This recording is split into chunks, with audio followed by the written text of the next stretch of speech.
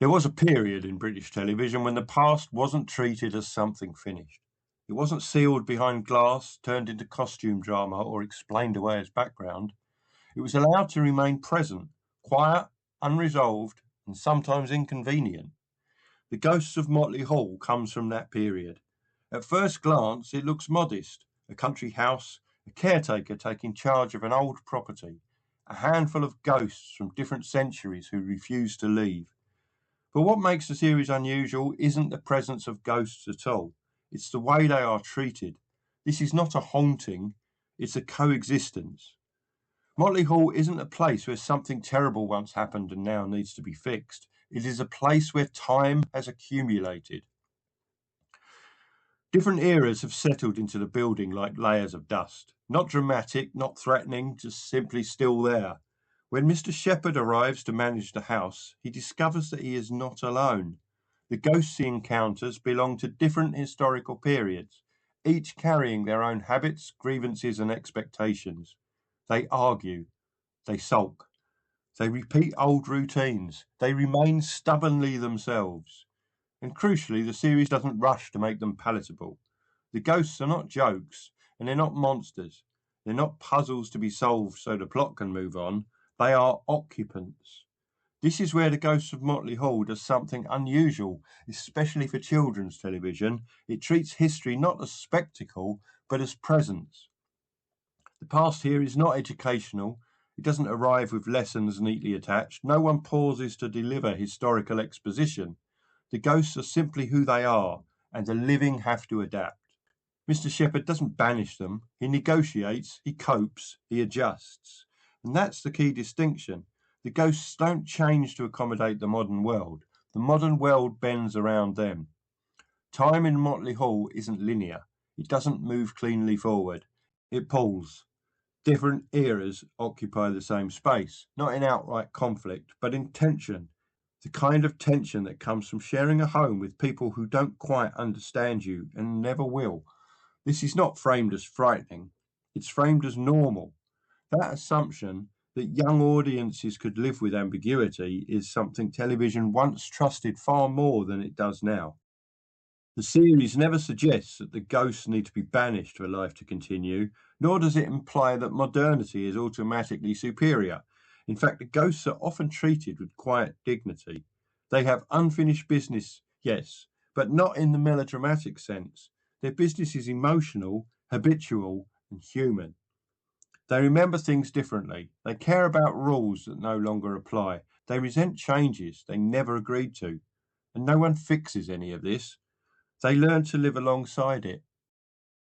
And this is where the Ghosts of Motley Hall connects to a wider tradition in British television writing, one that understood myth and history, not as genre material, but as ways of thinking about time itself. Here, myth doesn't mean dragons or spells. It means that the past still has agency.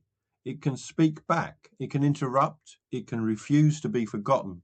Motley Hall isn't haunted because of a crime or a curse. It's inhabited because the past hasn't been dismissed. And that's a subtle but important distinction. In later television, especially in children's drama, the supernatural often become a problem to be solved, a mystery to be unravelled.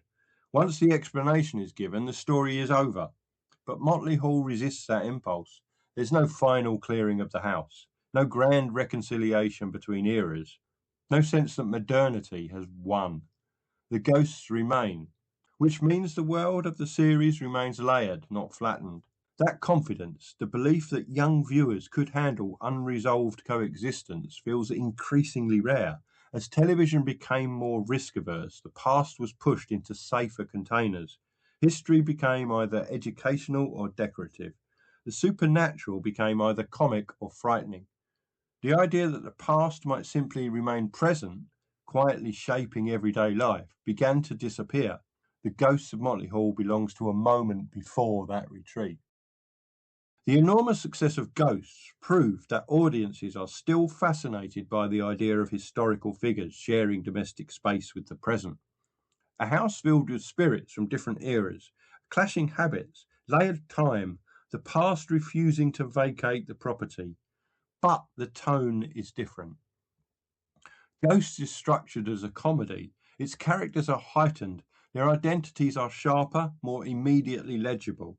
Each ghost embodies a recognisable historical type, and much of the humour comes from the friction between those types and contemporary life. The living protagonist acts as a mediator, translator, and narrative centre. The Ghosts of Motley Hall operates more quietly. There is no structured mediation of history. The living presence is not positioned as interpreter or educator. Coexistence simply exists. Where ghosts build momentum through comic escalation, Motley Hall often holds still. Its drama comes not from set pieces, but from proximity, from the simple fact of having to coexist. The house does not function as a comic engine.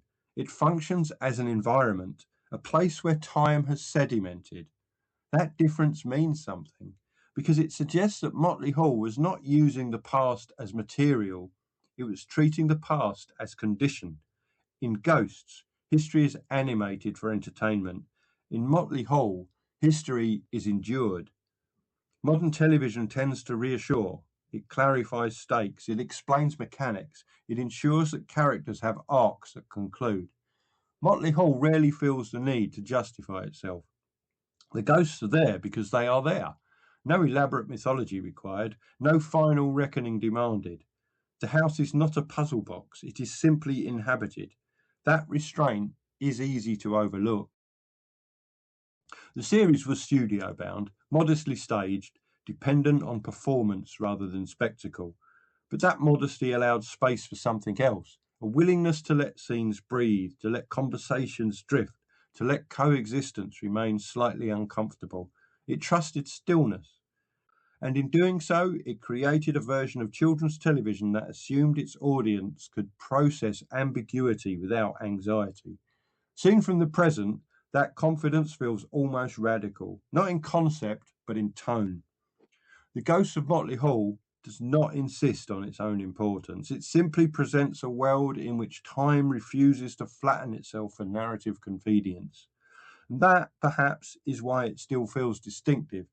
It assumes that not every element needs to serve resolution, that stories can end without everything being tidied away, that the past can remain present, and that television can trust its audience, even its youngest viewers, to live alongside complexity.